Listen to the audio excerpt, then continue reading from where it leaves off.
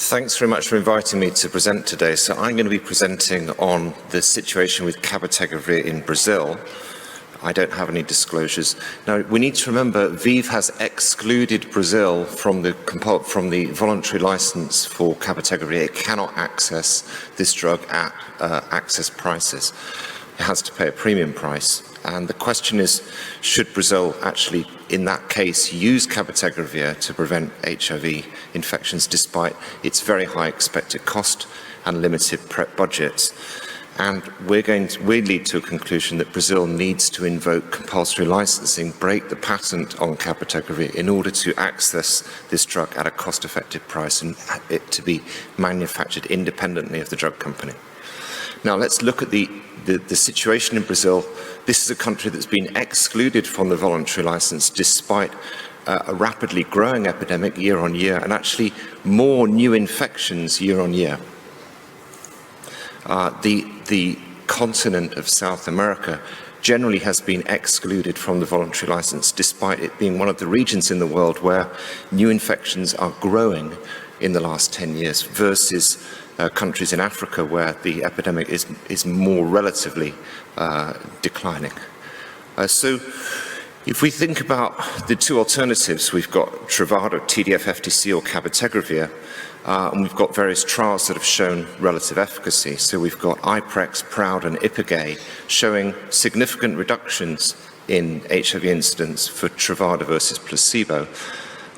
We need to remember, though, that in order to prevent one infection, you have to give a PrEP to a lot of people. This NNTB, number of people to treat to cause benefit, ranges from 28 to 42 for TDF-FTC. And then we have the HPTN studies, which were announced around the same time that COVID vaccines were first discovered to be effective. In the years since COVID vaccines were shown to be effective, billions of people have received those vaccines. In that same time, hardly anybody worldwide has received cabotegravir, and its effect on public health up to now has been basically close to zero. We've seen a 66% overall reduction in the HPTN 083 study for CAB-LA versus TDF-FTC, but you need to treat another 22 people to prevent a single infection. So if we think about the situation with Brazil and PrEP, 49,000 new HIV infections in 2022. If we concentrated on the MSM population, assuming a 5% incidence, we would need to treat 33 people with TDF-FTC to prevent a single infection. Now, if we multiply that up, we're talking about huge numbers of people receiving PrEP in Brazil to fully optimize its effects. Over 1 million people needing to receive TDF-FTC. However, the budget is only $6 million a year.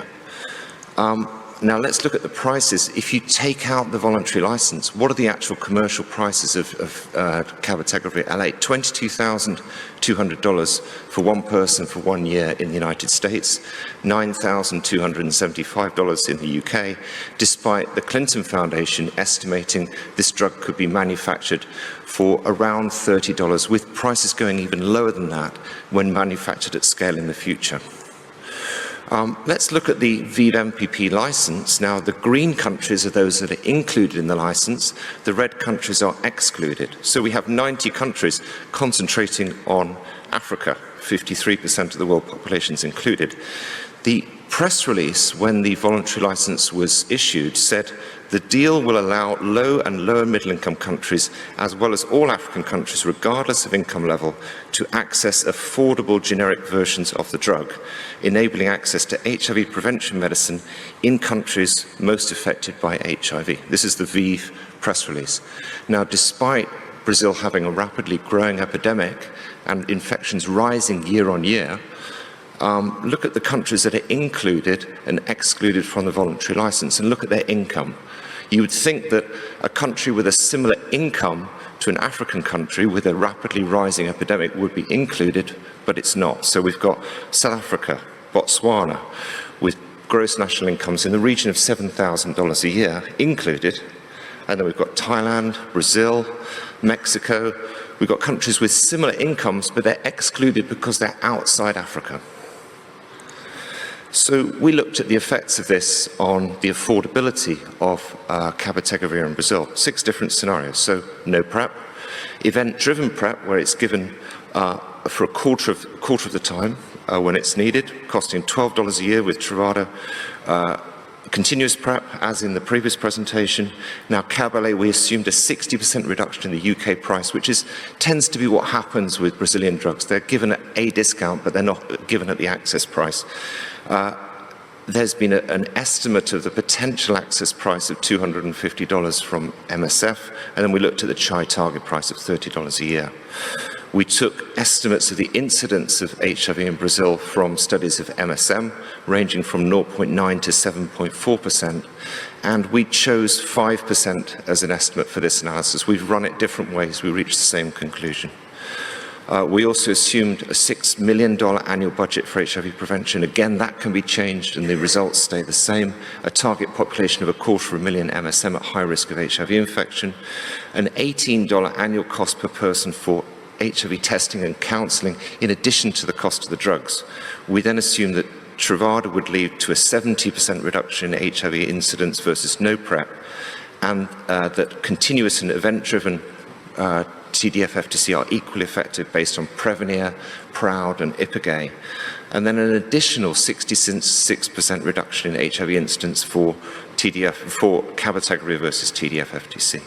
So if a country has $6 million and a Cabotegravir is that expensive, what potential impact can it have? So if you have $6 million, you can give almost 250,000 people event-driven TDF FTC. You can give 94,000 people continuous TDF FTC. By contrast, if Brazil has to pay $3,500 per person per year, they can only treat 1,700 people with that as PrEP. Now, the consequence is that this is the number of HIV infections you could prevent for $6 million. If you had TDF FTC event-driven, you'd be able to prevent 8,077 infections with that $6 million budget. By contrast, if you have TDF FTC continuous, 3,281. Now, if we think about the Brazilian price of cabotegravir, we don't know what it is at the moment. If it was in line with other pricing agreements, we'd only prevent 77 infections with that $6 million budget. It simply would not be worth using.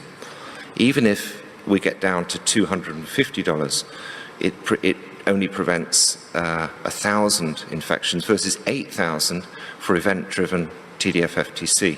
And it's only, and this is very consistent with the last speaker looking at South Africa, it's only when the price of cabotegravir falls to below $100 and particularly down to $30 that it becomes the right thing to do compared to giving far larger numbers of people tenofovir FTC event-driven. So what is this leading to? If you had $6 million, would you spend it on giving a more effective drug which costs thousands of dollars and treating very few people?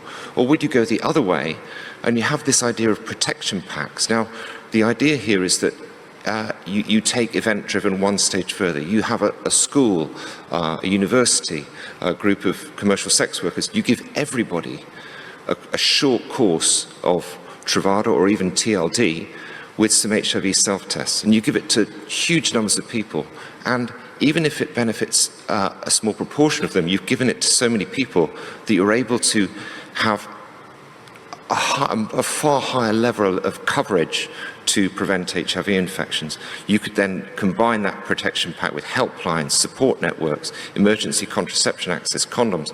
That all takes money, but if you've used all the money up by using cabotegravir at branded prices, you don't have money for this sort of strategy. So in conclusion, when the demand for PrEP is high and budgets are limited, the price of Cabotegravir could mean that very small numbers actually receive PrEP. Cabotegravir is so expensive that there's no funding left to treat other people, and the result actually is damaging for a health system. The result is higher overall HIV infections for Cabotegravir versus using TDF FTC. And Cabolet will only lower HIV infection rates if costing less than $30 per year. And that simply isn't happening. We're hearing that Cabolet is going to be far more expensive than that. And this is a stable conclusion. Other people are reaching this conclusion looking at other countries. Of course, and for Brazil, across a wide range of HIV incidence estimates. Now, we need to understand why Brazil and other South American countries, and also Thailand, have been excluded from the ViiV MPP license despite having fast-growing HIV epidemics and a similar income level to countries in Africa that have been included. And one option here, and what Brazil and Thailand and other countries have done in the past, is they actually take over the patent.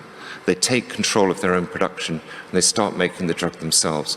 This is what Brazil's done in the past for efavirenz, for Kaletra, for certain cancer drugs, and it has been successful in doing so.